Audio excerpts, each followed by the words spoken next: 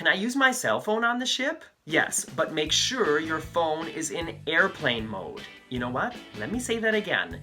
Make sure your phone is in airplane mode. Why, you ask? Well, I'll tell you. Data charges when roaming can be as high as $20 per megabyte. And even if you're connected to the ship's internet, you could incur roaming charges for calls and texts. A nice workaround is Apple's iMessage service. iMessage uses your phone's internet connection, so if you're connected to the ship's Wi-Fi, you can send text to other iPhones without racking up roaming charges. Can I use my phone in port? Well, yes, but you will still incur roaming charges unless you have a plan.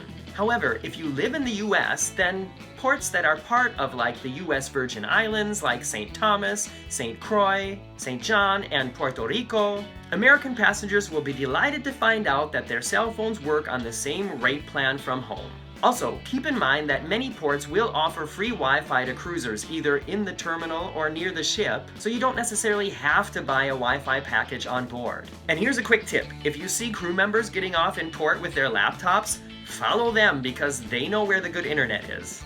Should I get a phone plan? Major wireless carriers do have cruise ship plans with rates for calls, text, and data that are lower than roaming charges but still higher than what you would pay on land. Whether or not you should buy one really depends on whether or not you're one of those people who can't go a minute without checking your phone.